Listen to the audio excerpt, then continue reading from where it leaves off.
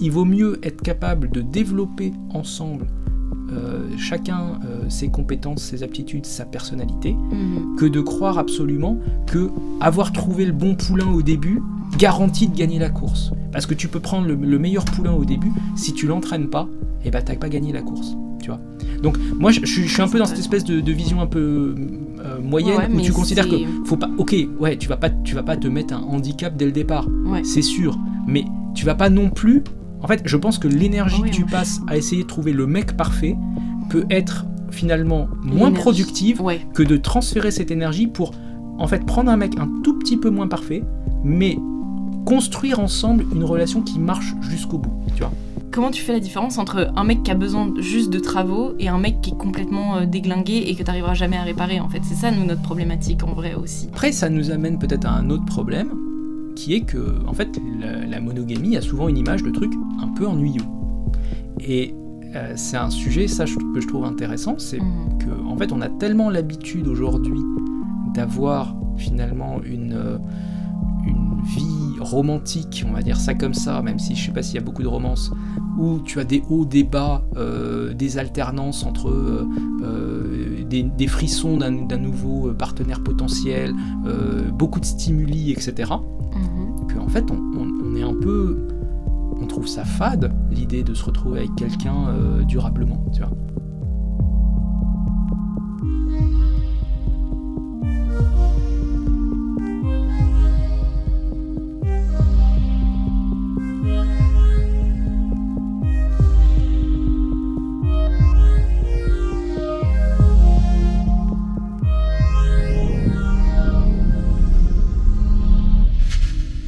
Bonjour Moss. Bonjour Amélie. Alors aujourd'hui, on avait comme projet de parler donc de monogamie, parce que dans l'épisode précédent, nous avions parlé de polyamour, et donc on s'est dit qu'on avait potentiellement pas mal de choses à dire aussi sur la monogamie. Donc je voulais savoir, c'est quoi toi que ça t'évoque? Pourquoi t'as voulu aborder ce sujet? Alors, donc bien sûr, logiquement, c'est vrai que ça se complète, on ne pouvait pas parler de polyamour sans parler de monogamie dans l'autre sens. Je pense que c'est un sujet, on va y revenir par la suite, mais en fait qui est d'autant plus intéressant qu'on vit une sorte de crise du modèle monogame, durable, stable, etc., qui est beaucoup attaqué et remis en question. Alors après, ça ne veut pas dire que plus personne n'est monogame, hein, c'est juste que, au moins médiatiquement, il est très attaqué ce modèle. Et du coup, c'est intéressant d'en parler et de dire, voilà, mais c'est quoi, pourquoi ça pourrait être intéressant d'être monogame, en quoi ça apporterait quelque chose de plus que d'être dans cette espèce de vision un peu soit polyamoureuse, soit un peu, ne serait-ce que cette vision un peu flottante où tu te poses pas trop la question et tu te demandes pas trop. Et donc, du coup, là, on va aborder un petit peu cette thématique de la monogamie, expliquer ses spécificités, expliquer pourquoi, en fait, d'un point de vue projet de vie, la monogamie peut apporter quelque chose que cette espèce de flottement nihiliste qu'on observe aujourd'hui n'apportera peut-être jamais. Voilà, donc c'est ça le sujet, gros sujet, hein, il y a beaucoup de choses à dire. On parlera peut-être aussi un petit peu de mariage, enfin ce genre de choses. Du coup, peut-être pour commencer cette discussion, est-ce que toi tu considères qu'il existe effectivement une crise du modèle monogame, ou est-ce que en fait tu considères que c'est une illusion de perspective parce qu'on regarde peut-être des sites ou des blogs féministes ou un peu trop woke ou des choses comme ça. Est-ce qu'il y a vraiment une crise de ce modèle-là ou pas forcément? Déjà, je pense que quand même, on est un petit peu biaisé de par les réseaux sociaux. Effectivement, moi, j'ai beaucoup évolué dans des milieux qui remettent énormément en question ce modèle.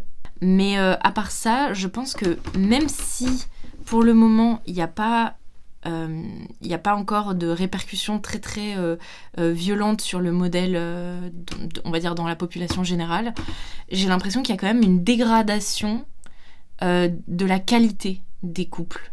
Pour l'instant, ça ne se voit pas encore vraiment profondément dans la société, mais je pense qu'il y a un vrai problème avec aujourd'hui la façon dont on parle du couple monogame. Je pense qu'on parle aujourd'hui très très mal de la monogamie, on n'explique pas qu'est-ce que c'est réellement, où est-ce que ça nous mène, et on n'est plus du tout dans... Ouais, on essaye de déconstruire justement ce vieux modèle qui a fait ses preuves, je dirais. pour inventer plein d'autres trucs qui justement amènent cette espèce de gros flottement, comme tu dis. Je souscris à une partie du discours, notamment sur la partie réseaux sociaux, etc. Mais en fait, pour moi, c'est encore beaucoup plus ancien que ça. Pour moi, ça remonte. Alors, je vais donner un changement conceptuel qui, pour moi, a acté en fait le début de l'attaque sur la monogamie. C'est le moment où le mariage a cessé d'être un mariage indissoluble. D'un point de vue chrétien, si tu veux, ça a toujours été, on se marie devant Dieu, c'est pour l'éternité, c'est pour le meilleur et pour le pire, jusqu'à ce que la mort vous sépare, quoi. En gros, pour faire un petit peu dans le cliché.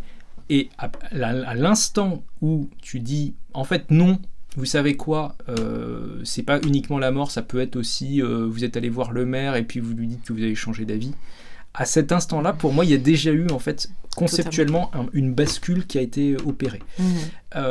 Je pense que pendant assez longtemps, sur au moins 2-3 générations, il était techniquement possible de dissoudre le mariage, mais c'était socialement réprouvé, et donc, en fait, ça ne se faisait pas. Et le divorce, jusqu'à il y a finalement les années à peu près 60, était extrêmement mal vu dans la société française. Et il y avait des gros tabous, je pense, tu vois, des choses parfois même aussi anecdotiques. Les remariages, c'était quelque chose qui était anecdotique. Beaucoup de prêtres refusaient de remarier des gens. Et il y avait même des interdits au niveau vestimentaire, tu vois. Les femmes qui se remariaient n'avaient pas le droit de porter des robes blanches. C'était robe jaune, robe ce que vous voulez, mais pas blanc. C'était impossible. En école de mode, on m'a appris un truc, je sais pas trop si c'est vrai, mais apparemment, donc le blanc, c'est pas du tout la couleur de la pureté comme beaucoup de pensent, c'est la couleur de la mort. Et la légende raconte, mais après je sais pas trop parce que j'ai vu plein d'autres trucs calés dans un autre sens, mais la légende raconte que la robe blanche, ça représente la mort de la virginité de la femme. Donc c'est pour ça que peut-être on peut pas mettre 2 fois la robe blanche, parce qu'au final tu peux pas perdre 2 fois ta virginité, enfin quelque chose comme ça. Mais bon, bref, c'était juste une petite parenthèse.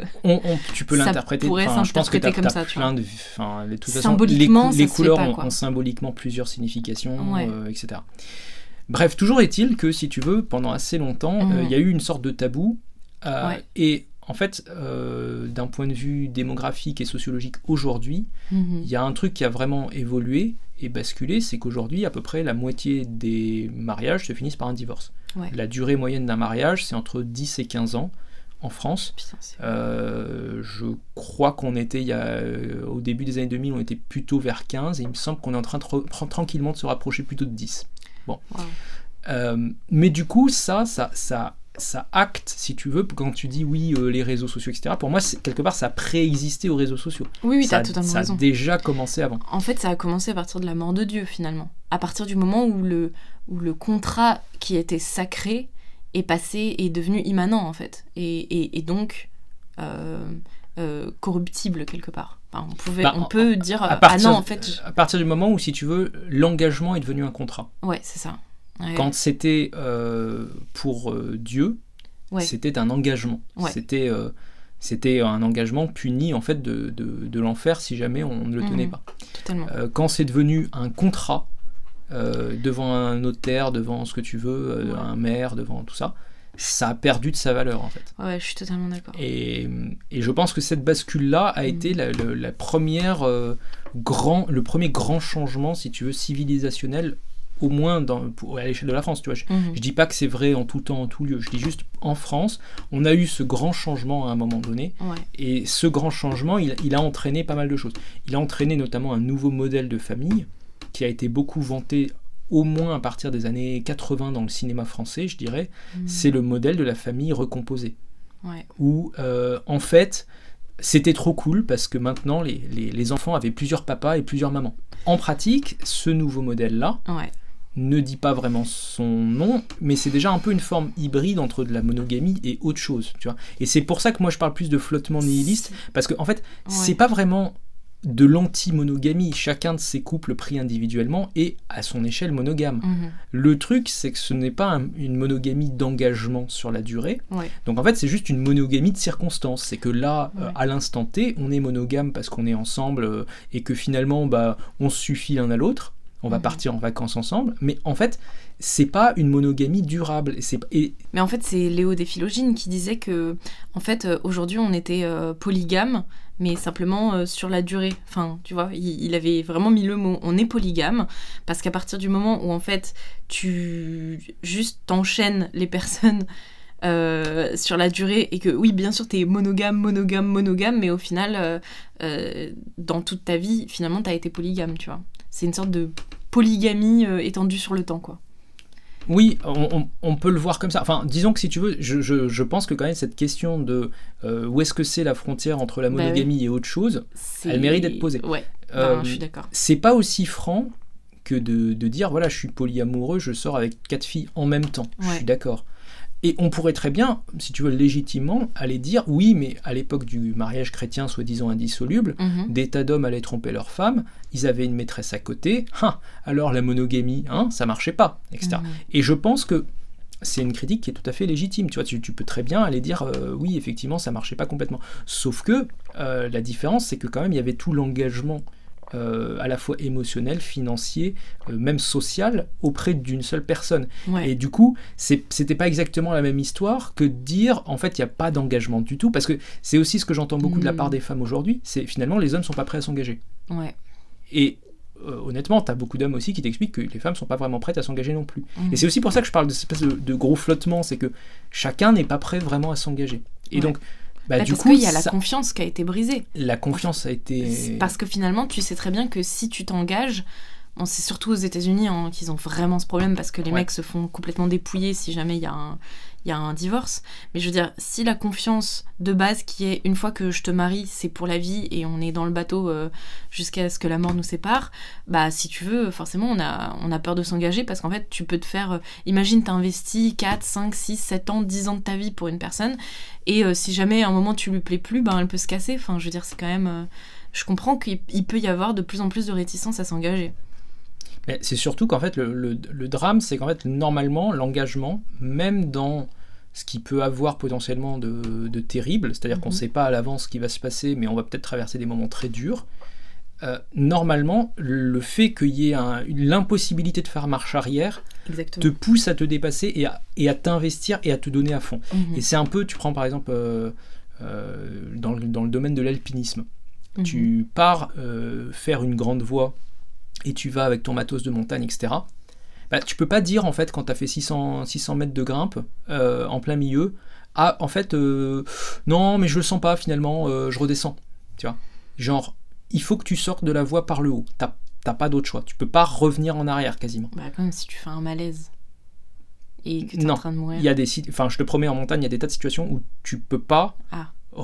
tu peux pas faire demi-tour, entre guillemets. Tu vois ce que je veux dire ? C'est que tu es obligé de t'en sortir. Et tant que tu n'es pas arrivé de l'autre côté, en fait, dans le pire du pire des cas, tu peux appeler l'hélico qui va arriver 2-3 heures plus tard, etc. Mais globalement, dans l'immense majorité des cas, quand il y a des voies un peu dures ou des situations un peu dures où tu t'engages, et en fait, tu es obligé d'aller jusqu'au bout, parce que si tu vas pas jusqu'au bout, tu peux pas vraiment revenir en arrière. C'est intéressant. Et je pense que ça, c'est une assez bonne analogie avec le mariage indissoluble, si tu veux. C'est que tu t'es engagé dans un truc, et en fait, t'as pas le choix. Tu es obligé d'aller jusqu'au bout. Et c'est en ayant cet engagement que, quelque part, tu te retrouves à te dépasser toi-même et à faire des efforts que tu n'aurais peut-être pas fait. Parce que, on va pas se mentir, l'humain, on est tous un peu paresseux, tu vois. On a un peu ce côté paresseux. Si tu peux trouver une solution de facilité qui t'évite de te poser trop de problèmes et qui te résout le truc instantanément, magiquement, sans avoir à faire trop d'efforts, tu vas choisir cette option 9 fois sur 10. Enfin, tout le concept, d'ailleurs, dans la psychologie des masses, là, tu vois, typiquement, ce qui s'est passé un peu pendant la période de Covid, tout le concept qu'ils appelaient les nudges, en langage un peu psycho-marketing. C'est quoi un nudge ? Le concept du nudge, c'était de dire, si par exemple... je t'agite la simplicité d'utiliser un QR code pour aller au resto plutôt que de devoir faire autre chose, genre par exemple remplir 12 formulaires, machin chouette, si tu as une solution facile, tu vas forcément aller vers cette solution de facilité. C'est un peu plus compliqué que ça, mais tu vois, je te donne juste l'idée générale. En fait, c'est pas juste dans le domaine de la gestion d'une crise, d'une population, de ce que tu veux. Ouais. C'est aussi un truc qui existe dans la vie de tous les jours. Ouais, dans la vie de tous les jours, si toi, tu as un problème et que tu as un mec qui est insupportable, etc., finalement, tu vas être tenté d'aller plutôt voir un autre mec que d'essayer de résoudre le problème. Le couple fait fleurir ces individus, normalement. Et le fait de s'engager et de faire des efforts l'un pour l'autre peut permettre de créer une dynamique qui marche bien, etc. Et j'ai l'impression qu'aujourd'hui, on est beaucoup sur cette notion que faut trouver le mec parfait sur catalogue, et que derrière, on fait plus aucun effort. En fait, c'est un peu la même chose que pour quand on va acheter une maison, etc. Il faut que la maison elle ait l'air bien tout de suite. On n'est pas prêt à faire des travaux et on voudrait que vraiment tout de suite ça marche. Je suis totalement d'accord. Bon, le problème c'est que justement, en fait, l'intérêt de la monogamie, c'est peut-être aussi de rappeler qu'une relation qui marche, c'est aussi des travaux, en fait. Que tu peux choisir le type qui est parfait, qui coche toutes les cases sur le papier glacé, mais en fait, dans la vraie vie, il y aura toujours un chaos d'éléments inattendus, un chaos de choses qui ne sont pas prévues. Et ces choses-là, tu vas être obligé de les gérer. Et en fait, c'est pas parce que tu as pris un mec qui coche toutes les cases sur papier glacé qu'il saura les gérer. Et donc, il vaut mieux être capable de développer ensemble chacun ses compétences, ses aptitudes, sa personnalité, que de croire absolument que avoir trouvé le bon poulain au début garantit de gagner la course. Parce que tu peux prendre le meilleur poulain au début, si tu l'entraînes pas, t'as pas gagné la course. Tu vois. Donc moi je suis un peu dans cette espèce de vision un peu moyenne où tu considères que faut pas. Ok, tu vas pas te mettre un handicap dès le départ, c'est sûr, mais tu vas pas non plus. En fait, je pense que l'énergie que tu passes à essayer de trouver le mec parfait peut être finalement moins productive que de transférer cette énergie pour en fait prendre un mec un tout petit peu moins parfait, mais construire ensemble une relation qui marche jusqu'au bout, tu vois. Comment tu fais la différence entre un mec qui a besoin juste de travaux et un mec qui est complètement déglingué et que tu n'arriveras jamais à réparer, en fait? C'est ça, notre problématique, en vrai, aussi. Là, je parle des mecs, mais je peux parler aussi des meufs, tu vois. Mais, ça, en gros, pour moi, c'est quand même un pari. Normalement. Il y a quand même un pari à faire. À un moment, tu te dis... de toute façon, il y a toujours un peu un pari à faire. Bien sûr. Enfin, voilà. Oui, donc c'est mais pour ça. Normalement, c'est justement ça qu'on a toujours essayé d'apprendre aux femmes. C'est à bien savoir sélectionner. C'est à bien savoir éviter. Oui. Enfin, tu vois, moi, je suis un peu loi de Pareto sur ce truc-là. Si tu évites les 20% de fous, t'as déjà pas mal avancé, tu vois. T'es pas obligé de taper le top 0,01% des mecs pour avoir une relation qui marche, honnêtement. Je pense que pour la plupart des filles, oui. Tu évites le bottom 1% des vrais dingues qui sont à la fois un mélange de borderline, d'histrionique, de narcissique, de manipulateur, de tout ce que tu veux. Et déjà, tu t'en sortiras vachement mieux que la moyenne des gens. Après, ça nous amène peut-être à un autre problème, qui est que, en fait, la monogamie a souvent une image de truc un peu ennuyeux. Et c'est un sujet que je trouve intéressant, c'est que en fait on a tellement l'habitude aujourd'hui d'avoir finalement une vie romantique, on va dire ça comme ça, même si je sais pas s'il y a beaucoup de romances, où tu as des hauts, des bas, des alternances entre des frissons d'un nouveau partenaire potentiel, beaucoup de stimuli, etc. Que en fait on est un peu... On trouve ça fade, l'idée de se retrouver avec quelqu'un durablement, tu vois. Ouais, c'est un peu l'argument d'ailleurs des polyamoureux. Hein. C'est pourquoi se faire chier avec juste une personne. Enfin, se faire chier, c'est pas dit comme ça, mais l'idée c'est vraiment tu peux profiter entièrement de toute la vie, de toutes les rencontres que tu peux faire dans ta vie. Pourquoi concentrer ton attention que sur une seule personne, tu vois. Donc et oui, effectivement, du coup ça te met dans une ambiance effectivement d'hyperstimuli, quoi. Finalement, tous les gens, toutes les choses qui rentrent dans ta vie sont des opportunités à attraper, et je peux concevoir que à côté de ça, la monogamie a l'air très monotone. Très très monotone. Oui, sauf que du coup, en fait, l'un des grands mensonges de cette histoire, peut-être plus encore pour les femmes que pour les hommes, mais bon, c'est que en fait, tu peux pas passer ta vie à avoir, on va dire, une telle aisance et une telle prolifération de possibilités que celle que tu auras dans ta vingtaine, tu vois. Et ça, je pense que tu as beaucoup de femmes en fait, qui se retrouvent sur une trajectoire un peu classique où, dans leur vingtaine, elles ont envie d'avoir plein d'expériences parce qu'en fait, elles peuvent se le permettre. Et une fois que elles comprennent qu'elles ont beaucoup moins de possibilités, et d'un seul coup, la monogamie retrouve un peu de valeur à leurs yeux, mais, et c'est là où c'est un peu mal fichu, c'est qu'en fait, au moment où elles se mettent à désirer la monogamie, elles se sont suffisamment flinguer le cerveau avec des stimuli dans tous les sens, que en fait elles ne peuvent pas l'apprécier. C'est-à-dire qu'elles le désirent comme modèle, mais elles ne peuvent pas en jouir quelque part parce qu'elles trouvent ça fade et inintéressant. Alors que quelque part, et si tu veux, ça fait partie des trucs, c'est pour ça je pense que tu as beaucoup de... Bon, alors souvent, je pense qu'il y a une partie des hommes dans les commentaires qui nous diront peut-être que oui, quelque part c'est un peu injuste que tu puisses retrouver une forme de tranquillité dans la monogamie après avoir passé 10 ans à cracher sur la monogamie. Tu vois, et je pense que tu as beaucoup d'hommes qui le voient comme une injustice. C'est qu'en fait, tu peux très bien passer 10 ans à multiplier des partenaires et ensuite trouver un brave garçon qui saura peut-être pas forcément ton passé d'ailleurs, et d'un seul coup, ça y est, t'as changé, et non, mais moi j'ai envie d'être monogame, etc. Ouais, mais ça, c'est un petit peu du ressentiment, finalement. C'est parce que les hommes, en gros, ils veulent juste prendre leur revanche parce que ces femmes-là ont été un petit peu dures avec eux quand ils étaient plus bas dans la hiérarchie parce qu'ils étaient plus jeunes, justement. Donc, si tu veux, oui, ils se disent « Ah, attends, elle a profité, et donc moi, à mon tour de profiter », ce qui est compréhensible, tu vois. C'est une sorte de vengeance. Je sais pas si... Je pense qu'il y a si tu veux, il y a un fond de vérité. C'est que, quelque part, moi, je peux comprendre qu'ils soient un peu... Mais tu vois, c'est de l'affect. C'est-à-dire qu'émotionnellement, ils se disent, quand même, c'est pas juste, parce que moi, je fais des efforts depuis des années, etc. Et pendant ce temps... En gros, il y en a qui ont fait beaucoup moins d'efforts et qui ont eu finalement le beurre et l'argent du beurre. Et l'argent du beurre, je suis totalement d'accord. Et donc il y a un peu ce côté-là, et c'est vrai que ça fait partie, entre guillemets, des ingratitudes du fonctionnement actuel des choses. Le truc, c'est qu'en fait, pour moi, il y a l'autre côté de la face de cette histoire, c'est le côté féminin. Et ça, je pense que les mecs le voient pas forcément bien, et je pense que les femmes non plus.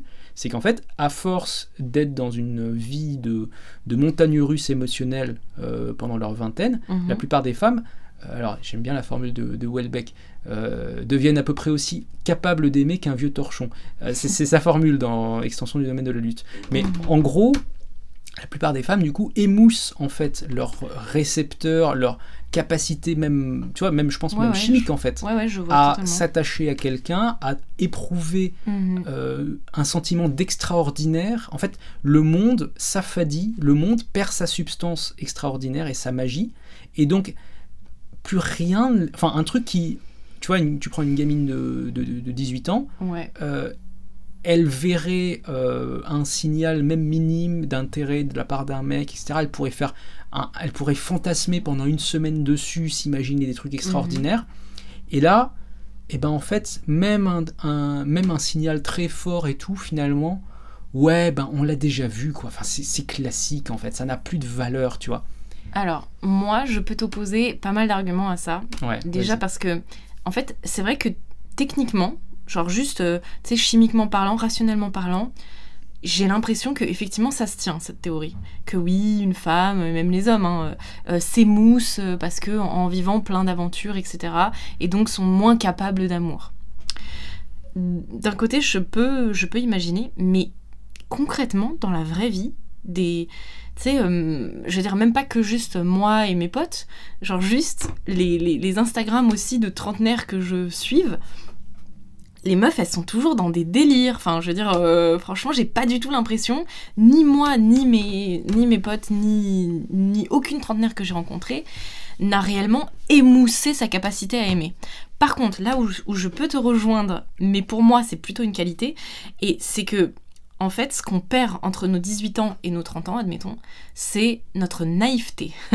Et en fait, en général, on a aussi réparé beaucoup de nos traumas d'enfance ou de trucs comme ça. Moi, c'est ce que j'ai observé en tout cas. Je trouve que nous, les femmes, là, en ce moment, notamment dans le féminisme, avec tout le délire du self-care, de la psychologie, notamment la psychologie des profondeurs, etc., qui est très populaire, ou même la spiritualité en général, hein, que ce soit tous les trucs New Age, etc., dans lesquels on s'enfonce avec plaisir et contentement. Ton côté witchy, quoi. Ouais, le côté on va prendre soin du inner child, des trucs comme ça, bon, on adore ça. Donc on s'enfonce là-dedans, et quelque part, ça nous permet de réparer quand même des blessures, qui fait qu'on est moins naïve aux entourloupes de base du mec lambda, en fait, qui lui a toujours travaillé, fait ses trucs, et tu sais, genre juste, il c'est un petit ingénieur, bien dans sa peau, bien dans son truc, dans son petit rail, et si tu veux, il s'est jamais remis en question sur les trucs un peu plus personnels et interpersonnels de sa vie. Et donc effectivement, les meufs de 30 ans sont moins naïves et seront peut-être un petit peu plus... un petit peu moins enthousiasmées à l'idée de voir à quel point le gars, il est complètement... à la ramasse, quoi. Émotionnellement, tu vois, les mecs, souvent, ils sont vraiment immatures émotionnellement. Voilà, c'est surtout ça, en fait. Et je pense que quand tu vieillis, tu te rends très, très vite compte de l'immense majorité des mecs qui ont l'air bien, et ces mecs-là, ils sont persuadés d'être des mecs bien à tout abord, hein. C'est un peu les mythos qui te disent non mais moi, je suis un mec bien, voilà, je gagne mon argent, je gagne mon truc. Et en fait, ce qu'ils se rendent pas compte, c'est que genre, ils sont tellement immatures émotionnellement qu'en fait, les femmes ne sont pas du tout attirées plus que ça, parce qu'en fait, ils se rendent pas compte qu'il leur manque, certaines cases, quoi. En gros, c'est juste ça. Et effectivement, dans ce cas-là, c'est plus facile d'aller voir une meuf de 18-20 ans parce que, quelque part, elle est aussi mature émotionnellement, et donc, quelque part, ça matche mieux. Voilà, c'était juste ça, mon petit point où je disais, j'ai pas l'impression qu'on est tant émoussé que ça, voire même j'ai l'impression qu'on a pris du grade en intelligence émotionnelle, et c'est ça qui, au contraire, pourrait être... ça pourrait être un challenge pour ces mecs-là, tu vois. Se dire, ah ok, en fait, peut-être que elles ont compris quelque chose que j'ai pas compris, et en prendre de la graine. De la même manière que les femmes pourraient prendre de la graine de ces mecs-là sur d'autres trucs, tu vois. Je sais que techniquement, ça se tient, cette idée de on s'émousse à l'amour, mais quand même, je trouve ça extrêmement cynique, et dans les faits, très, très peu observable. Voilà. Bah, dans les faits, moi j'ai envie de te dire, je pense, alors j'ai pas de statistiques là-dessus en tête, mais je suis sûr qu'on peut en trouver. Je suis quasiment certain, si en fait on peut en trouver, oui, en fait je les ai même en tête. Tu vois les statistiques sur les durées de mariage en fonction du nombre de partenaires avant, des choses comme ça. Ouais. Bah en fait pour moi c'est un peu la preuve par l'exemple, parce que moi je suis d'accord pour dire que c'est super, hein, si tu as résolu certains de tes problèmes personnels, si tu as résolu peut-être certaines de tes incompréhensions sur le côté maturité émotionnelle, des choses comme ça, je suis pas du tout en train de dire qu'une femme de 30 ans n'a pas progressé dans sa compréhension du monde et d'elle-même par rapport à une femme de 20. C'est clairement pas ce que je dis. Je dis juste que en fait le parcours et les progrès qui ont été faits sont pas forcément... Je pense que si tu veux, c'est dans la balance. Là, tu as voulu montrer qu'il y avait aussi des bénéfices, et encore une fois, je les remets pas en question, hein, il peut y avoir des bénéfices. Le truc, c'est que je pense que dans la balance bénéfice versus coût, à mon avis, le coût l'emporte dans cette histoire, et du coup, quelque part, même si tu as gagné en intelligence émotionnelle, pour autant... tu t'investis moins, moi j'ai l'impression, quand même, quand tu arrives à 30 ans et que tu as l'impression d'avoir un peu tout vu, tu vois. Et je pense en plus que là-dessus, moi j'en veux un petit peu aux féministes, il y a aussi une sorte d'intentionnalisation des choses qui te donne l'impression que, c'est beaucoup le discours ambiant, les hommes font toujours tout, par exemple, avec une intention méchante en tête, tu vois. Ah oui. Dans une certaine logique de oppression, domination, etc. Alors que souvent, en fait, moi j'ai l'impression que un des trucs qui apparaît beaucoup chez les femmes à partir de, disons, fin de vingtaine, c'est cette espèce de présupposé que tout ce qu'un homme ne fera pas spontanément, etc., c'est forcément de la méchance. une mauvaise intention. Tu vois. Ouais, c'est vrai.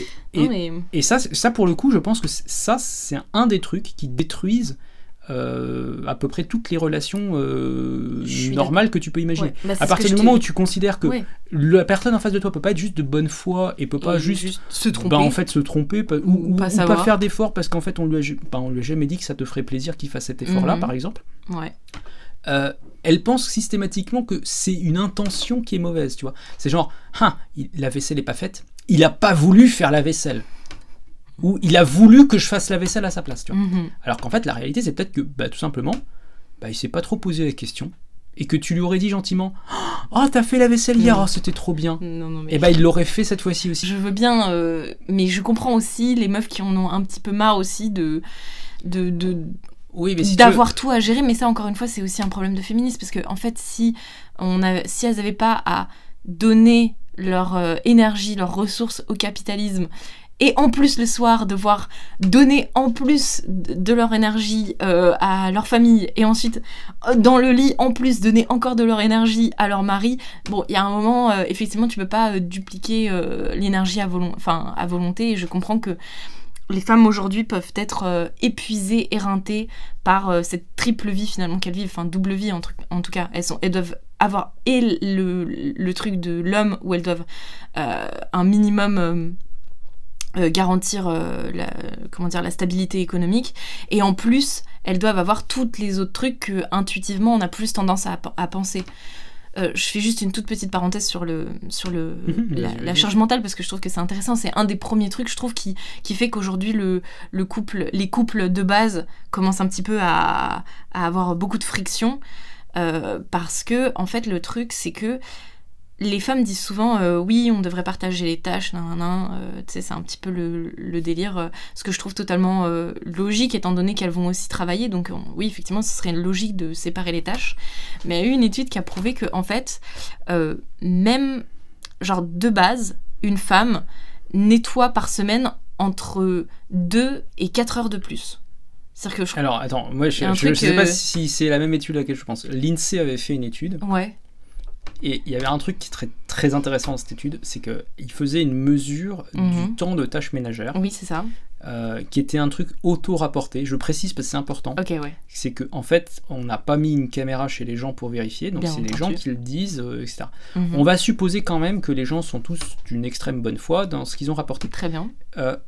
En fait, la catégorie femmes seules, sans enfants, célibataires, nettoie en volume horaire plus d'une demi-heure à peu près de mémoire que la femme en couple sans enfant. Et alors de mémoire, c'est à peu près 24 heures qui étaient déclarées dans la semaine, je crois. Ah ouais. Je veux pas me tromper, mais c'est beaucoup 24 heures. Ça me paraît énorme, mais ouais, voilà. C'est beaucoup trop. Moi, j'avais entre 6, je pense que ça a amalgamé aussi tout ce qui était cuisine, tout ce qui était. Tu vois, okay. Pour moi, la définition était peut-être un peu large. Moi, c'était juste vraiment truc basique, genre. Bon, moi, l'étude que j'ai en tête, c'est celle-là. Okay. Et du côté des hommes, les hommes seuls de mémoire, ils étaient plutôt vers 16 heures, si je me trompe pas. Wow. Et les hommes en couple étaient à peu près aussi vers, je crois que ça tombait d'une heure, peut-être 15 heures. Wow. Mais en fait, il n'y avait pas de différence majeure. Oui, tu vois. C'est ça, mais c'est exactement ça. Et je pense que là-dessus, alors tu peux avoir plein d'interprétations. Peut-être que les femmes ont des niveaux d'exigence en matière de propreté et d'hygiène qui ne sont pas les mêmes que ceux des hommes. Clairement. C'est possible. Pour avoir fait des colocs avec des mecs, clairement, on n'a pas les mêmes standards. Après, honnêtement, je vais être franc, les femmes les plus jeunes de la génération actuelle, pour certaines, les niveaux d'hygiène se sont assez sérieusement effondrés. Enfin, je veux dire, moi, je sais que tu prends la génération de mes parents, par exemple, tu leur dis une fille seule, etc. Ils s'imaginent, tu sais, que l'intérieur va être absolument parfait, que les draps sont lavés toutes les semaines, sont propres, ils sentent bon, que vraiment il n'y a pas un gramme de poussière, que la fille elle passe avec son petit plumeau tous les jours pour vérifier tout ça. Et franchement, quand tu vas voir pour de vrai, il y a des femmes aujourd'hui qui ont qui habitent seuls, etc., hein, je veux dire, qui ont littéralement aucune excuse, c'est pas leur mec qui a mal rangé, hein. Et je veux dire, les critères d'hygiène de base sont pas respectés, c'est-à-dire que tu marches par terre, tu te dis que bon, oui, après, ça colle un peu, quoi. Ouais, tu mais vois, après, des fois, il y a aussi juste le fait que quand t'es jeune, des fois, t'as pas fini d'être construit. Moi, je pense que c'est aussi des bonnes habitudes à prendre que tu prends aussi sur le long terme, tu vois. Et si t'es toute seule et que t'as personne de devoir à rendre, bah oui, tu peux avoir tendance à pas prendre les bonnes habitudes, quoi, tout simplement. Je pense aussi qu'il y a des trucs qui sont plus passés de génération en génération. Oui, c'est vrai. Moi, j'ai dû un petit peu réapprendre aussi un peu par moi-même, parce que bon... Je pense qu'il y a 2 générations. La femme qui arrivait à 20 ans, bah, en fait, elle avait passé à peu près 10 ans à donner un coup de main à sa mère pour faire la cuisine, pour nettoyer, pour repasser, pour plein de trucs. Ouais. Et alors que là, aujourd'hui, sa mère, elle fait pas spécialement le ménage. Et du coup, elle arrive dans la vie où, et en fait, elle a jamais vraiment vécu. Et du coup, elle est pas vachement plus avancée que le mec moyen qui... Mais voilà, et tu regardes les résidences étudiantes, je sais pas si tu as déjà été dans une résidence étudiante. Non. Je te promets, la plupart des gens, ne serait-ce que faire cuire des nouilles, c'est déjà... ils ont l'impression d'avoir fait un truc incroyable, quoi. Et parce qu'au début, ils arrivent, en fait, ils se sont jamais trop posé la question de savoir comment ça se fait la nourriture, en fait, tu vois. Et t'en as beaucoup qui arrivent, vraiment, ils savent pas faire les trucs de base. Ouais. Et clairement, il y a des savoirs qui se transmettent pas. Et d'ailleurs, on peut refaire un lien avec le couple, avec ça, parce qu'en fait, c'est pas juste... Pour moi, le côté couple monogame, il allait aussi avec, tu vois, la transmission. Genre, c'était tes parents qui te disaient « Ok, c'est un bon gendre » ou « Non, je veux pas que tu te maries avec cette personne ». En fait, finalement, il y avait, que ce soit, tu vois, c'est la partie du filtre que tu vois, tu as pas voulu voir. Tu vois, quand tu me dis comment je fais pour pas tomber sur un type complètement instable, etc. En fait, il faut que tes parents je pense qu'en fait, servent de filtre. Ta mère qui avait un petit peu plus d'expérience dans la vie que toi, elle arrivait et elle disait bon alors attends, c'est qui ce jeune garçon, il a un travail, son travail il est stable ou il est pas stable, oui mais ça bon ça veut rien dire. Non mais ok, mais elle se faisait toute une liste de questions, oui c'est vrai, qui en fait permettaient de tester plein de points. C'est idiot, tu vois, mais la question du travail stable, c'est ok, faut pas non plus idéaliser que le travail salarié c'est fantastique, etc. Mais cela dit, ça avait quand même un intérêt de poser cette question, c'est qu'une personne qui a l'habitude de se lever tous les matins à 8h pour aller bosser à 9 et qui fait des efforts pour son patron, etc. Il a les bonnes habitudes. Et en fait, il est a priori beaucoup plus fiable. Tu vois, je dis pas qu'il a les bonnes habitudes, je sais pas. Moi, je dirais pas en termes d'habitudes. Mais en tout cas, il peut en apprendre. Mais il est beaucoup plus fiable. Il est prêt à faire beaucoup plus d'efforts. Ouais. Que, entre guillemets, si je prends l'archétype, tu m'en voudras pas, hein, l'artiste un peu révolté, rebelle, qui se lève à 11h du mat un lundi, et qui se lève le mardi à 14h, qui, une nuit sur deux, c'est une nuit blanche, enfin tu vois, c'est idiot, hein. Tout ça, c'est des trucs qui paraissent un peu désuets, un peu surannés, de se dire voilà, mais comment on fait pour évaluer et tout. Mais en vrai, je pense que tu avais une sorte de science un peu empirique qui s'était développée au cours des générations. C'est qu'il y a des paramètres qui te permettaient de tomber sur un garçon entre guillemets sérieux, tu vois, c'était un peu le modèle des femmes, c'était de dire moi je veux pour ma fille un garçon bien, tu vois, un garçon sérieux. Je suis un petit peu trigger et blessée, mais je t'accorde. Je pense que effectivement dans 90% des cas, effectivement, peut-être que un homme qui a un travail est peut-être un peu plus fiable. Je te dis juste, ça permettait d'éviter de tomber sur... oui, c'est ça, les fous un parce petit que, peu... Et au passage, dans les gens qui étaient, entre guillemets, des marginaux, tu vois, parce que si tu prends le modèle que je t'ai donné, là, bon, j'ai pris... parce que pour moi, les marginaux, ils peuvent aussi devenir... L'artiste, mais ça pourrait être n'importe quel autre modèle, tu vois. Je veux dire, il y a plein de gens qui sont, entre guillemets, à la marge de la société, tu vois. Ça pourrait être n'importe quoi d'autre, en fait. Mais les marginaux, si tu reprends ce terme un peu très 19e siècle, j'aime bien. Et en fait, dans le tas, tu as tout. Tu as des génies et tu as des gens cassés, en fait. Ouais. Et je pense que, si tu veux, c'était une sorte de sagesse populaire qui valait ce qu'elle valait, hein, de dire, si on enlève les marginaux, entre guillemets, déjà, on a un peu plus de chances de ne pas tomber sur des types complètement bizarres, tu vois. Ouais, c'est vrai. Je veux bien te l'accorder. Je pense, si tu veux, c'était un mécanisme d'autoprotection. Ouais. Et pour beaucoup de mères de famille, c'était... Enfin, toutes les questions... Et au passage, c'était aussi pour ça, tu sais, le côté peut-être un peu exagéré de « il faut plaire à sa belle-mère », etc. Tout ce côté-là, c'est aussi ce fameux filtre qui était mis en place. Parce que la belle-mère, elle, entre ce qu'elle a vécu, ce qu'elle a vu de ses amis, ce qu'elle a vu des enfants de ses amis, etc. Elle avait un peu plus d'expérience et de bouteilles, elle comprenait un peu mieux les ruses potentielles, mais si tu veux, c'est là où c'était un peu le meilleur des deux mondes, c'est que quelque part, tu pouvais en tant que fille être naïve sur certains aspects, mais tu avais un ange gardien qui était penché sur ton épaule et qui te disait « Attends ma fille, là, je pense que tu es en train de faire une bêtise » ou « Attends, là, franchement, vas-y, tu peux y aller en toute confiance ». Ouais, après, bon, forcément, dans la vraie vie, tout se passe pas forcément parfaitement. Genre, t'as pas forcément une très bonne relation avec ta mère. Ta mère, elle est pas forcément là pour ton bien, des fois. Parce que bien sûr, les jalousies intra-familiales, ça existe aussi. Donc bon, voilà, tout n'est pas rose. Tout n'est pas parfait. J'explique juste que ce modèle avait une sorte de cohérence interne, si tu veux. Ça, vraiment, je suis totalement d'accord avec ça. Et effectivement, je pense que, par exemple, moi, c'est ce qui m'a manqué. Et donc, effectivement, je pense que aujourd'hui, il y a une vraie déresponsabilisation aussi des aînés, tu vois, qui ne disent plus... Enfin, si, je crois qu'ils disent aux jeunes, vous faites de la merde. Mais les jeunes n'écoutent plus, quoi. Je sais pas, c'est quoi qui a... Est-ce qu'ils ont déjà écouté, en fait? C'est ça la vraie question. Est-ce que les jeunes ont déjà écouté? Il y a toujours eu des rebelles, quand même. Dans toutes les histoires, ils sont en mode... Je m'en fous. C'est Roméo et Juliette, quoi. Exactement. Bien sûr. Non, mais évidemment. Ok, très bien. Donc, on va dire que ça a toujours existé, mais quand même, dans la plupart des cas, les gens écoutaient un peu leurs parents, quand même, je pense. Bon, recentrons-nous peut-être un petit peu sur cette question de la monogamie. Moi, j'aimerais lui opposer un autre aspect, c'est le côté, l'illusion de la sologamie. La sologamie. Et après, on pourra peut-être expliquer un petit peu en quoi, en fait, la monogamie, ça peut être un projet de vie intéressant, et en quoi ça peut remplir les besoins, finalement, de chacun des sexes. Ouais.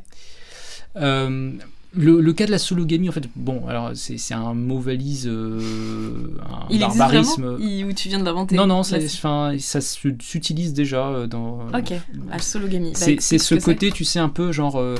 très you go girl, je me suis épousée moi-même. Oui. Je n'ai pas besoin de quelqu'un, je m'en sors toute seule, j'ai mon chat et ça me va. Enfin, ou même Micto. Bon. Hein. Moi, je suis bien avec mon petit chien et mon petit salaire. Personne me fait C'est chier. une autre branche, je dirais, quelque part de l'attaque sur la monogamie, dans le sens où, en fait, je pense que c'est un truc c'est exactement, si tu veux, je pense le polyamour a potentiellement ce côté un peu libérateur au début de se dire oh là là, mais en fait je me mets plus d'œillères, il y a plus de barrières, tout est libre, machin. Et je pense que quelque part ce côté où tu dis je vais rester tout seul et en fait je m'entends bien avec moi-même, ça me va très bien, c'est aussi une autre façon où, enfin, transitoirement, tu te retrouves dans un moment où tu te sens hyper libre. Et moi j'avais beaucoup lu chez des féministes ce discours un peu de ah mais maintenant j'ai plus à faire d'efforts pour quelqu'un, je me rase plus les jambes, c'est trop bien, enfin tu vois ce genre de petites anecdotes croustillantes et sympathiques. C'est vrai, c'est bien, la liberté c'est vraiment bien. Ouais mais bon, on finit par se sentir un peu seul, non? Ça dépend. Si tu déjà moi je pense que quand même c'est important de savoir rester seul. J'avais vu une vidéo justement sur la dépendance affective, tu vois. C'est un peu ce qui me fait tilter tout à l'heure quand tu m'as expliqué que c'était la monogamie, c'était quasiment deux cœurs brisés qui se retrouvaient pour se soigner les blessures l'un de l'autre, tu vois. J'étais un peu en mode avant d'être des cœurs brisés qui se retrouvent. J'ai pas dit cœurs brisés. Non, mais t'as pas dit cœurs brisés, mais j'ai dit... ça donnait l'impression que c'était des humains un peu cassés qui finissaient par. Mais on est tous cassés. Je sais pas, toi tu penses que. Non mais. On est cassé, il y a des degrés quand même dans la cassure. Je suis d'accord, mais attends, j'ai pas dit qu'il y avait pas des degrés dans la cassure. Je dis juste que quand tu pars dans la vie, tu pars forcément, t'es pas parfait quoi. Pour moi, il y a toute une partie que tu peux utiliser de ta vie où t'es seul, où justement t'apprends à ne pas utiliser quelqu'un d'autre, tu vois, pour régler tes propres problèmes. Moi, c'est vraiment un truc que j'observe souvent, c'est que en fait, les filles qui font des dramas, les dramas, c'est juste un moyen quelconque pour attirer l'attention. Et en fait, si tu travailles pas là-dessus, si toi, en tant que femme, tu restes pas un peu toute seule, et donc ça veut dire gérer tes dramas toute seule, en fait, t'apprends à t'auto-gérer et à devenir... à être plus consciente, en fait, quand tu as réellement besoin d'aide ou t'as juste besoin d'attention. Tu vois ce que je veux dire ? Parce que pour moi, il y a vraiment ce truc Après, tu vois, typiquement, tu aurais quelqu'un de confiance. Moi, c'est un peu plutôt ce modèle-là que j'ai envie de proposer, en fait. Mais t'as quelqu'un de confiance. Ouais. À qui tu laisses la possibilité, on va dire, de te faire grandir et de t'aider dans le fait de devenir une femme plus accomplie. Et bah, tu pourrais très bien avoir un homme moyen un petit peu éduqué quand même et capable de repérer quand tu es en train de demander de l'affection, de l'attention, etc. Tu vois. Tu pourrais très bien imaginer que en fait tu acceptes que le type va t'aider à gérer tes problèmes d'attention, tu vois. Parce qu'il va parfois te refuser des caprices, encore il une va... fois, tu vois, il y a toute une dimension où ça peut se faire à deux, en fait, ce travail. Moi, je suis totalement d'accord, c'est ce que je disais au début, ça peut se faire à deux. Mais je reviens à ce que je disais aussi, les hommes aujourd'hui sont très immatures émotionnellement, et donc ne sont pas du tout la grande majorité de tous les gars que j'ai rencontrés sont incapables de réellement faire la différence et comprendre quand est-ce que t'as besoin, quand t'es juste dans un drama juste pour attirer l'attention, et quand est-ce que t'as réellement besoin d'amour et d'attention. Et c'est pour ça que moi je pense que c'est aussi quelque chose qu'on peut exiger des femmes, ou en tout cas je peux leur proposer, leur dire écoutez les filles, je pense que la solitude, la sologamie, peut avoir l'avantage non pas de dire ouais je suis libre et tout c'est trop bien, et tu vois gaspiller un petit peu ce temps en mode je profite et je me mets plein de dopamine dans la tête, tu vois, mais plutôt justement en profiter pour travailler sur nos blessures profondes et sur tous les trucs qui fait que quand on arrivera à nouveau dans une relation monogame, on y arrivera forte de toute cette nouvelle maturité, de toute cette... Il y a aussi un truc très important et qui je pense est vraiment vital, c'est que je pense qu'on attire... En fait, quand on grandit, tu sais, on a des sortes de blessures émotionnelles de nos parents, tu sais, on va avoir tendance à reproduire les schémas parentaux, genre... Là, je vais quand même parler d'une branche de la psychologie qui fait peut-être pas non plus l'unanimité, c'est pour ça que je suis un petit peu... Vas-y. Mais en gros, pour moi, en fait, on a tendance à attirer automatiquement les gens qui ont le même genre de blessures de notre enfance, tu vois, enfin genre qui nous rappelle notre enfance. Ça peut prendre plusieurs styles, tu vois, mais dépendamment de ton style d'attachement, etc. Enfin bref, il y a plein de trucs que je vais pas expliquer là, mais pour moi, si on veut avoir un compagnon, comment dire, qui répond réellement à nos besoins et qui n'est pas juste là pour émuler une ancienne blessure sur laquelle tu vas psychoter pendant potentiellement des années, tu vois, il peut être, efficace et productif de d'abord régler un petit peu les problèmes de notre enfance pour être automatiquement un peu plus... Parce que tu sais, on a souvent ce truc où on se dit putain mais je suis toujours attirée par les connards par exemple, par des mecs qui me font souffrir. C'est vraiment le drame des femmes et aussi le drame des hommes finalement. Et pour moi, ça peut être intéressant de d'abord résoudre un minimum. Et pour ça, je dis pas forcément aller voir le psy ou des trucs comme ça. Hein. Juste rester avec soi-même, écrire un journal, essayer de démêler un peu ce qui s'est passé dans notre vie. Rien que ça, juste écrire ce qui s'est passé dans notre vie, ça te permet déjà d'être un petit peu plus clair sur les dynamiques de ta propre vie en fait. Et d'arriver du coup sur le marché, on va dire de l'amour, avec déjà une vision beaucoup moins biaisée par tes traumas d'enfance. Et t'auras probablement plutôt tendance à attirer un peu moins les connards. Et à être attiré un peu moins par les connards aussi. Il y a un truc un peu comme ça. Et donc tu vois, moi c'est pour ça que je rigole quand les mecs, notamment les mecs qui viennent de ta chaîne, qui viennent me tracher en commentaire sur la mienne. Non, je pense qu'ils sont pas comme ça. C'est des gars bien. Bien sûr. En fait, ça me fait un peu rire parce que je me dis, en vrai, t'attires le type de personne que toi tu es un peu aussi. Donc en fait, si t'attires que des hystériques folles qui sont incapables de, je sais pas, de faire ce que t'aimerais qu'elles fassent, peut-être que ça a aussi un rapport avec ta manière dont toi tu te comportes et dont toi tu vis dans le monde, tu vois. Mais je pense que c'est un cercle vicieux en fait. C'est ça la réalité profonde du truc, c'est que c'est un cercle vicieux. C'est que en fait, comme il n'y a pas de confiance, il n'y a pas d'engagement, il n'y a pas d'effort et il n'y a pas de. Enfin, tu vois, fait, si tu veux, à partir du moment où tu rentres dans cette espèce de flottement nihiliste, moi j'ai utilisé cette formule depuis le début, je vais la garder. En fait, plus rien n'a d'importance. Si toutes les relations que tu as sont jetables, pourquoi tu veux faire des efforts ? Si toutes les interactions que tu vas avoir, en fait, si elles se passent bien, c'est chouette. Si elles se passent pas bien, en fait, on s'en fiche. Ouais.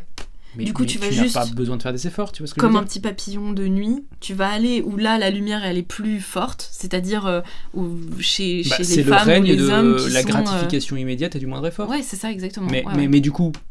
pourquoi tu ferais des efforts ? En fait, c'est ça quelque part, c'est un peu ça qui est le paradoxal, c'est que dans un sens, c'est exactement ce qu'ont voulu les gens d'il y a 2 générations. Les gens qui sont les 68ards d'aujourd'hui, techniquement, c'est des gens qui voulaient littéralement ça. Ils voulaient un monde où ils pouvaient flotter, aller de droite à de gauche sans trop se poser de questions, etc. Sauf que eux, ils vivaient ils avaient encore les reliques d'une société fonctionnelle et donc ils avaient encore une structure qui fonctionnait, etc. Et sauf qu'aujourd'hui, on est arrivé au terme du processus. Ces gens-là ont eu une vie un petit peu dissolue, mais encore à peu près encadrée. La génération qui est après a eu une vie dissolue et sans modèle parental.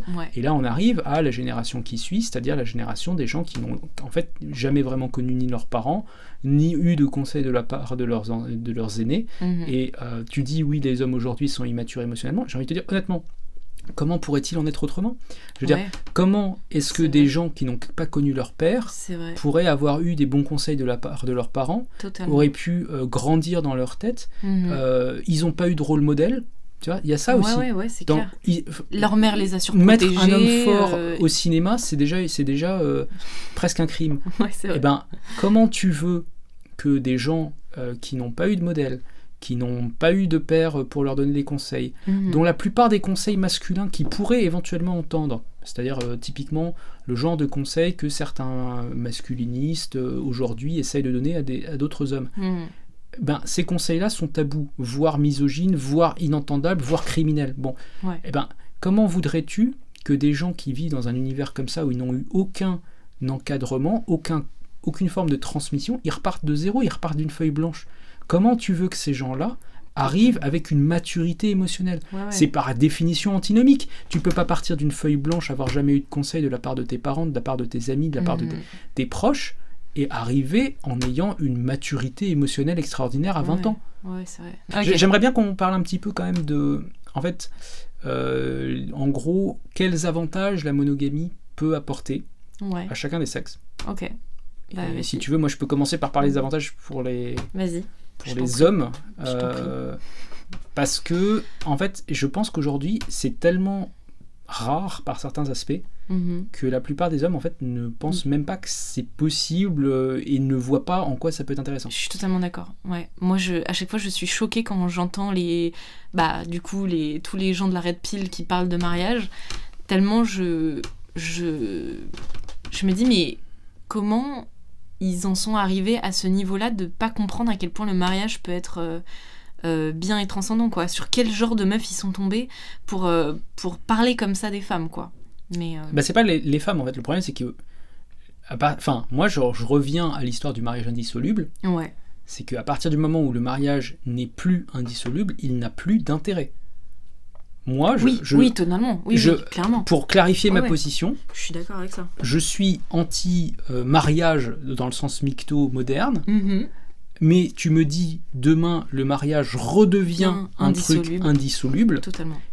Je reconsidérerai mon opinion sur le mariage. Ouais. Parce que, en fait, le vrai problème, il est là. C'est-à-dire qu'à partir du moment où c'est un contrat qui peut se déchirer en 2 minutes chez un notaire, et que ça veut dire à l'instant même où tu le déchires, que tu récupères 50% de ce que... Oui, ça c'est aux États-Unis. C'est pas en France, en France, tu fais genre moite-moite à l'amiable, enfin, genre en mode tranquille, quoi. C'est pas aussi déprimant en France. C'est moins violent en France, franchement. Mais t'as quand même des pensions, t'as quand même... même bah, d'un si point de t'as vue... des enfants, oui, bien sûr. Non, mais même, regarde, prenons un truc aussi bête que, en pratique, c'est rare... Enfin, c'est rare. Souvent, tu as des conflits au moment de la séparation. Tu prends un conflit typique, qui aura la résidence de l'enfant. Ouais. Ce conflit-là, il déchire des familles. Moi, je discute avec des gens qui, en fait, ont passé des années dans des tribunaux pour essayer d'obtenir que une semaine sur 2, ils aient la résidence de l'enfant. C'est horrible. C'est pas plutôt la garde de l'enfant ? Alors, le mot garde, c'est le mot un petit peu de la vie de tous les jours. D'accord. Dans le langage juridique actuel, j'ai cru comprendre que c'était résidence qui était utilisée. Je suis pas expert. J'avais discuté avec une asso qui était justement orientée sur ces problèmes de paternité et de comment tu pouvais éventuellement. Et il m'avait dit oui, il faut dire résidence. Donc j'applique. Très bien. Je pense que c'est ça le mot correct actuellement. Peut-être que ça a changé, je sais pas. Ok, très bien. Parce que j'avais tendance à dire garde aussi. Donc du coup, c'est quoi les avantages ? Eh ben, les avantages, en fait, pour moi, c'est quoi le modèle ? Comment ça marchait ? Enfin, qu'est-ce qui marchait ? C'était quoi le but ? Pour moi, il y a plusieurs trucs fondamentalement masculins qui marchaient bien. D'une part, il y avait le côté construction. On construisait un truc. Et en fait, ce couple monogame durable, c'était un peu l'œuvre d'une vie, tu vois. C'était les fondations de quelque chose de plus grand qui allait s'élever. Un petit peu comme quelqu'un qui voudrait bâtir une cathédrale. C'est-à-dire que pour pouvoir bâtir cette cathédrale, il fallait avoir cette fondation qui marchait bien. Ouais. Et sur ce couple monogame durable, stable, qui marche bien, tu pouvais ensuite avoir des enfants, puis plus tard peut-être des petits-enfants, etc., etc. Et donc, quelque part, si tu veux, toutes ces nouvelles familles qui se créaient de ta lignée, c'était autant de clochers de cathédrales, tu vois, qui s'élevaient vers le ciel. Ouais. Et c'est ça qui était un peu beau, c'est que tu regardais le truc et tu disais, voilà, moi, aujourd'hui, j'ai, je sais pas quel âge, 25 ans, je vais me mettre avec quelqu'un, on va faire les plus belles fondations qui soient, parce que derrière, sur chacune de ces fondations, on va élever des clochers, et chacun de ces clochers va lui-même s'élever vers le ciel, tu vois. Et tu voyais cet objectif un peu lointain de dire, voilà à quoi je voudrais que ça ressemble, je voudrais que cette cathédrale, ce soit comme... tu sais, du Gaudi, une cathédrale extraordinaire avec des clochers partout, des formes extraordinaires. Et je trouve pas que celle de Gaudi, ça soit la plus extraordinaire, mais... Non, d'accord, okay. Mais tu vois ce côté prolifération de clochers. Je vois très bien. Et j'aimerais bien que tous ces clochers s'élèvent vers le ciel. Ouais. Et je pense que ça, c'était un peu le plan de départ. Et normalement, tu vois, tu avais un peu le modèle de ton grand-père, du patriarche de la tribu, qui en fait te disait, tu vois, mon petit-fils, moi, quand je m'assois à cette table, j'ai tous mes enfants et tous mes petits-enfants, on est 24 à table, et j'ai l'impression d'avoir réussi ma vie. Tu avais donc c'est quelque part ce vieil homme à barbe blanche qui te disait, voilà, moi, tu vois, je m'assois le midi, et j'ai 24 personnes autour de moi, et je sais que j'ai laissé quelque chose derrière moi. Et ce côté bâtisseur, tu vois, c'est un vrai truc masculin de tout temps, tu vois. Tout homme a toujours voulu être un bâtisseur. Toujours voulu laisser une trace dans l'existence. Alors certains, ça va être une trace artistique, d'autres, ça va être une trace de peut-être une construction extraordinaire, une pyramide, que sais-je, et puis d'autres, ça va être une famille, tu vois. Et je pense que cette espèce d'œuvre de construction d'une famille, etc., c'était la création et la construction de quelque chose, et cette satisfaction-là, tu vois, c'est une satisfaction qui est très lente, qui est à l'opposé de toutes les satisfactions actuelles, tu vois. Ça prend du temps, c'est pas une gratification immédiate. Il y a plein de contrariétés sur la route, mais à la fin, au bout des 50 ans de la construction, c'est exactement comme la construction d'une cathédrale, ça prend du temps, tu vois. Au bout de 50 ans de construction, tu peux dire, voilà, regarde, tu vois, je m'assois à table, et je vois toute ma famille réunie, et je sais que là, tu vois, j'ai changé de statut, j'ai laissé quelque chose au monde, j'ai laissé une tribu au monde, etc. Il y a plein de défauts. Hein, ça me fait penser beaucoup au passage de Noé dans la Bible.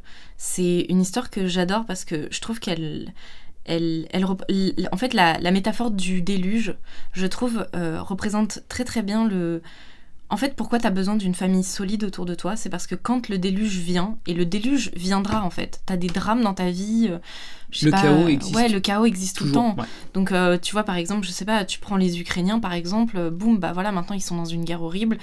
Il y a 3 ans, ils le savaient pas. C'est ça, exactement. Mais même, regarde, même nous, à notre échelle, tu vois, prends le cas du Covid. Oui, ou le Covid. Dans nos existences, il y a 4 ans, personne n'aurait imaginé qu'il y aurait un truc comme ça. C'est vrai. Et personne n'aurait imaginé que ça puisse éventuellement bouleverser des existences. Ouais. Et t'as des gens qui en fait ont changé de lieu d'habitation, qui ont quitté leur boulot, qui sont partis ailleurs, enfin tu vois, ça voilà, a bouleversé des vies quand même. Ouais, c'est ça. Le chaos est toujours à ta porte. Et donc le déluge est toujours sur le point d'arriver. Et donc en fait pour moi l'idée du patriarche ultime c'est Noé. C'est Noé qui construit l'arche en fait. C'est-à-dire il construit un gros bateau dans lequel tu peux mettre tous les tiens pour survivre à la tempête. Et donc quand tu parles de fondation, pour moi c'est ça. C'est vraiment le bateau qui te portera. Et tu vois par exemple, tu le vois très bien, les gens qui n'ont pas des familles solides, il suffit qu'ils aient une maladie ou un truc qui d'un seul coup leur arrive dessus, et ils se retrouvent très très rapidement tout seuls en fait. Et aujourd'hui je trouve que la solitude, et c'est vraiment un des trucs les plus tristes qui arrivent, parce que justement quand t'es pas attaché à une communauté et soudé dans un truc. Et le Covid l'a très bien montré. Suffit que voilà, en fait, mais tu même, te retrouves. Honnêtement, c'est aussi, ça fait partie quelque part des mensonges de cette espèce de flottement nihiliste.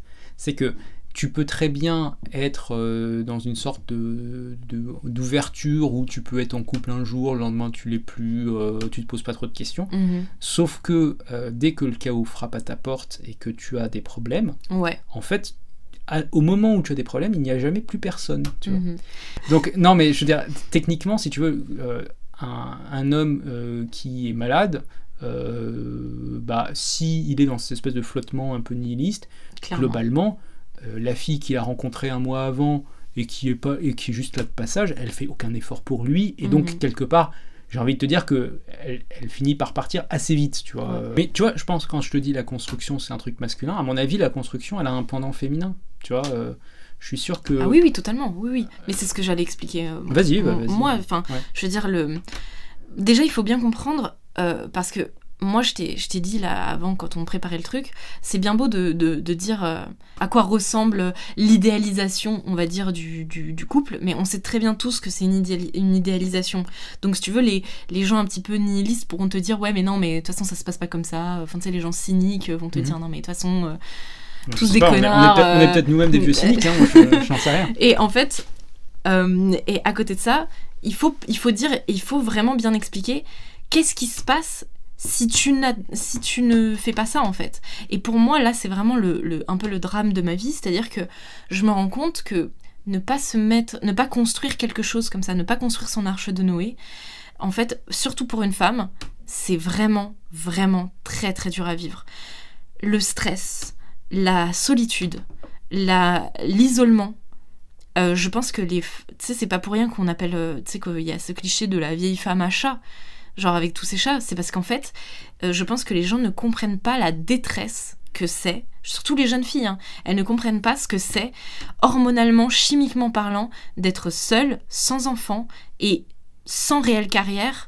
Enfin bon, il y en a qui justement ont des carrières, mais en vrai quand tu y réfléchis 30 secondes, souvent c'est des carrières un petit peu, tu sais, de bullshit job quoi. C'est juste, elles sont dans la pas toujours, rat race, mais disons que pas toujours, mais franchement globalement, les femmes ne sont majoritairement pas du tout dans cette compétition qui leur permet d'avoir des carrières absolument exceptionnelles. Donc en vrai, la grande majorité du temps, tu te retrouves avec des femmes qui n'ont pas spécialement une grande carrière, qui sont seules, qui sont stressées, qui ont le poids du monde sur leurs épaules.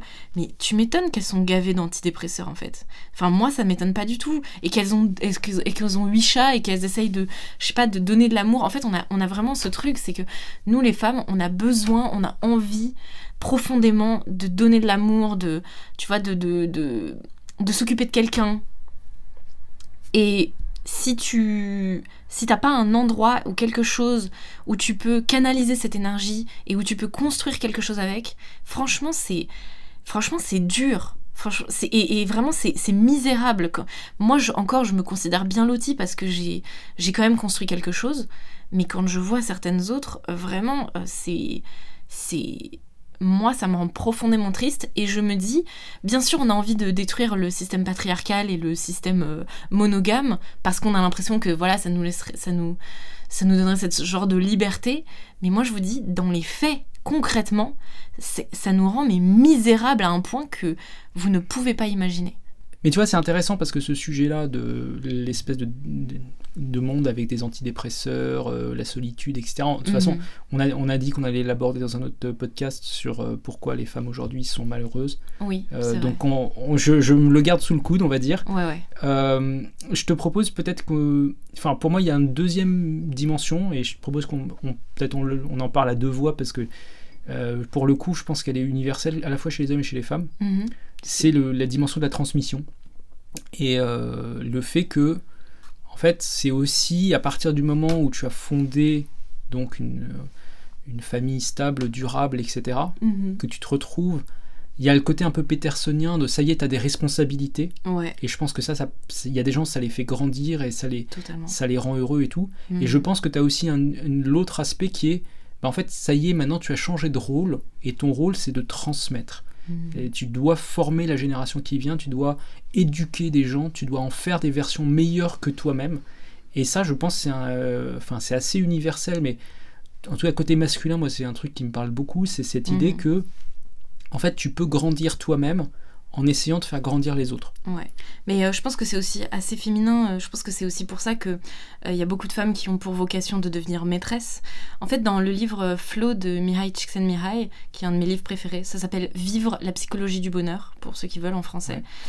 C'est un livre donc, qui parle de l'état de flow, l'état de moment où tu es, on va dire, transcendé par quelque chose. Et en fait, dans ce bouquin, il explique que la transmission de savoir est une des activités les plus flottiques universellement. Et donc, c'est pour ça qu'il y a des profs qui sont de vocation, en fait. C'est littéralement ça, c'est parce que c'est vraiment une activité qui, chez les humains, active quelque chose de transcendant en nous. Et donc, je suis totalement d'accord, et je pense que chez les femmes aussi, c'est pareil, hein, on a vraiment ce besoin de transmettre quelque chose à ses enfants. Mais ça a toujours été, si tu veux, regarde d'un point de vue... Tu vois, alors, je sais que souvent, on te dira, oui, mais en fait, moi, en tant qu'homme, j'ai pas envie de m'occuper d'un enfant, un bébé qui pleure, ça m'énerve, etc. Oui, mais je pense que c'est pas à cet âge-là, en fait, que ça devient intéressant. En tout cas pour les hommes, tu vois. Je veux pas valider un vieux cliché, mais c'est plutôt... bonjour, je m'appelle Aristote, je vais former Alexandre le Grand, tu vois. C'est plutôt ça. Ouais. Et là, c'est stylé. Je veux dire, okay. tu transmets quelque chose et tu formes un mec qui va être extraordinaire et tu donnes tout ce que tu as et tu le pousses à être même meilleur que toi-même. Tu vois, je pense que c'est une sorte de quête de dépassement de soi, etc. pour toi et aussi pour quelqu'un. Et je pense que c'est hyper tu vois, valorisant pour un homme d'arriver à transmettre quelque chose. Et normalement, c'est ce que tu as dans pas mal de métiers aussi manuels, tu vois. Un horloger va former avec son futur disciple. C'est ça. Il arrive à 60 ans, il sent que ses yeux fatiguent, il se rend compte que ses doigts sont plus aussi habiles que par le passé, mais il va donner tout son cœur et toute son âme pour former un futur horloger qui sera extraordinaire. Et tu as la même chose chez un boulanger, tu as la même chose chez un restaurateur, enfin un chef cuisinier. Mais en fait, un restaurateur, c'est peut-être ce que je me dis, c'est que en fait, finalement, c'est assez naturel parce que en gros, la différence qu'on a entre les animaux et les humains, finalement, c'est que finalement, on a la parole qui nous permet de communiquer et de partager et de transmettre le savoir.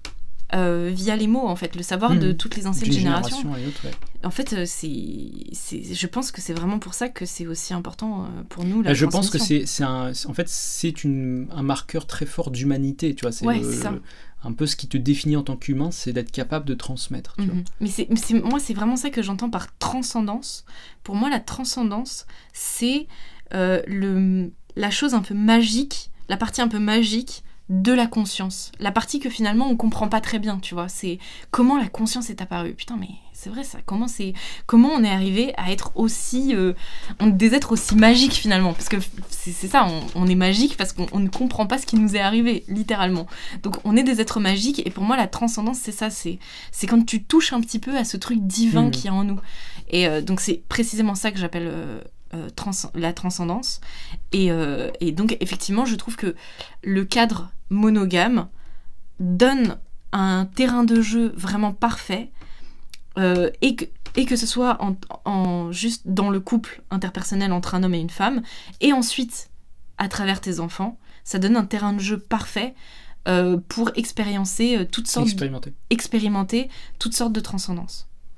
Je suis assez d'accord et je pense sans vouloir faire de prosélytisme, que c'est encore plus vrai dans une certaine conception du mariage chrétien, où, à la base, il faut quand même se rendre compte, les passages parfois les plus souvent accusés de misogynie, on va dire, de la Bible, du Nouveau Testament, etc., sont ceux où on t'explique que quelque part, l'homme doit être pour sa femme ce que Jésus est pour les hommes.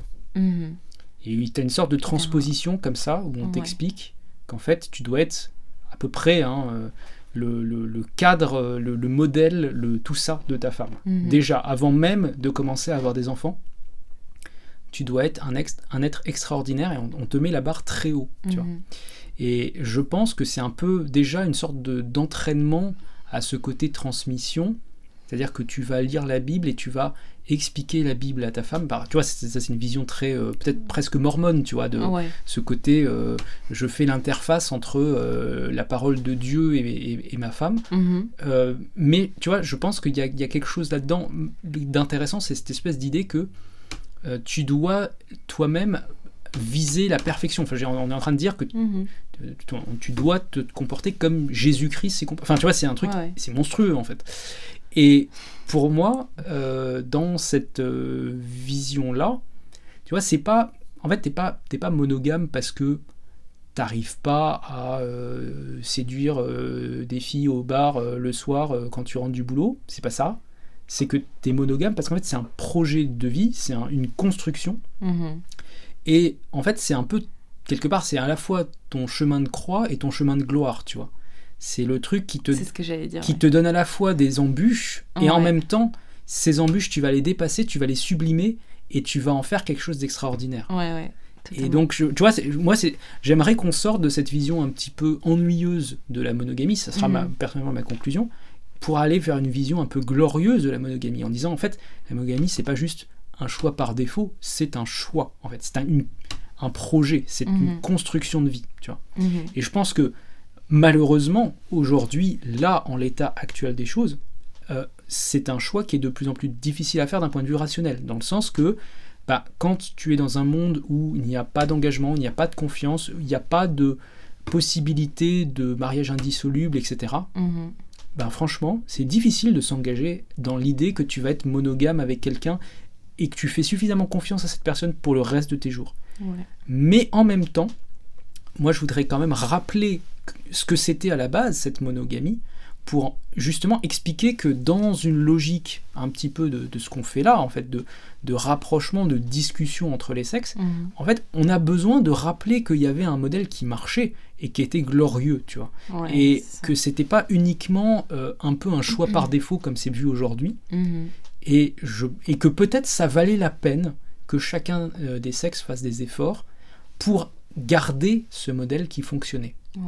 Parce que pour toutes les féministes qui disent la monogamie c'est ennuyeux, c'est un missionnaire tous les dimanches, je sais pas quoi, il faut rappeler qu'il y avait des bons aspects dans cette monogamie et qu'en fait ça pouvait être un truc, ça pouvait être une construction, une cathédrale, et ça pouvait être une trace qu'on laissait dans l'histoire. Voilà, donc ça c'est ma conclusion personnelle, je te laisse. Je pense que c'est une bonne conclusion. J'aurais encore plein de trucs à dire, mais je me rends compte qu'on a d'autres épisodes où je pourrais développer plein de choses sur la maternité, sur un petit peu comment, voilà, aujourd'hui il y a plein de choses qui fait que effectivement, on peut remettre tout ça en question, mais je trouve que là, pour une conclusion, c'est beau, c'est un petit peu transcendant, j'aime bien, donc on va partir là-dessus, ça me va très bien. Écoute, merci pour ce podcast, c'était vraiment hyper intéressant comme discussion. On s'est vraiment étendu, donc j'espère que j'aurai de quoi faire quelque chose de cohérent à la fin. J'en profite pour remercier aussi tous les gens qui ont participé à la cagnotte pour que ce podcast existe aujourd'hui, et bien sûr à tous nos auditeurs qui sont arrivés jusqu'à la fin de ce podcast. On se retrouve la semaine prochaine pour un autre épisode. Merci beaucoup Moss d'avoir été là, et à très bientôt. À très bientôt.